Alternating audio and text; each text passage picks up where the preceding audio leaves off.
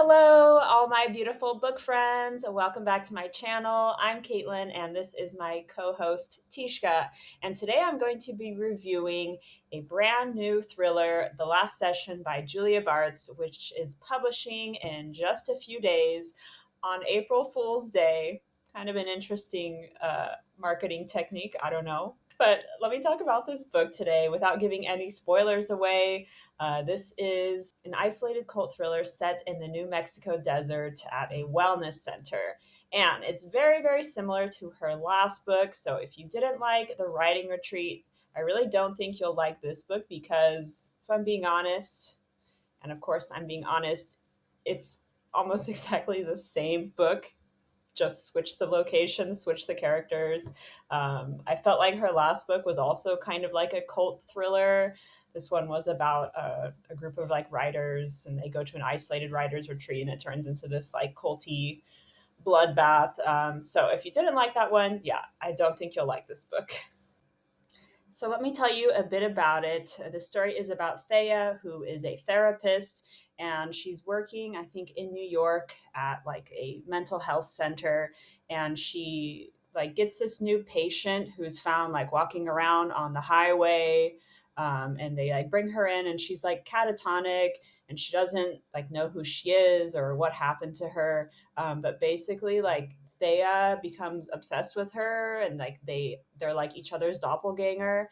And she goes missing. Actually, the patient just like disappears, and Thea ends up thinking that she might be at this wellness retreat center in New Mexico. So the book is all about her like obsessing over her and like following her, hopefully finding her at this wellness center, which is like a place to work on like your relationships and like sexual issues. Let me just say, if you don't like thrillers that talk about like sex, you shouldn't read this, because this is like one of the main things that is like talked about in this book. There's just like a lot of sexual content.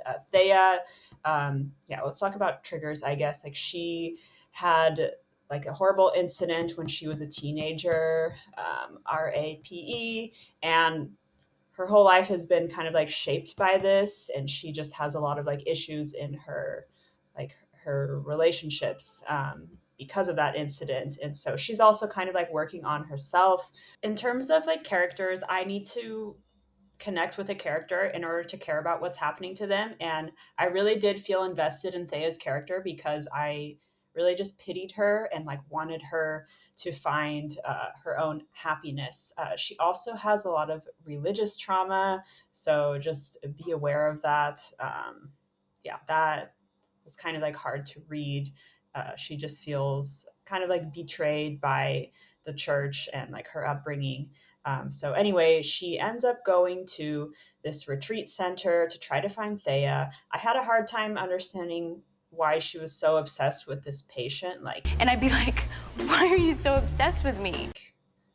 why are you going to spend all of your savings and like risk your life to save this patient? Like, she kind of has like a savior complex. But anyway, I don't want to say too much about like what happens over there because I don't want to spoil anything. But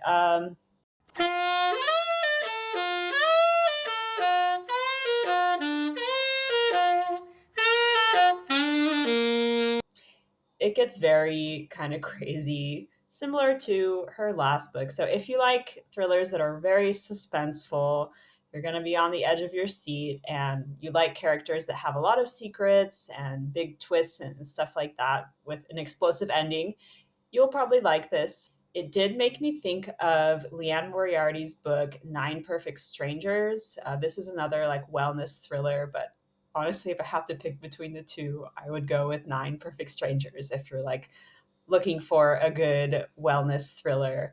Let me know if this book is on your TBR. And yeah, anyway, that's all I'm going to say about it. Thanks for watching this video today, and I will catch you next time.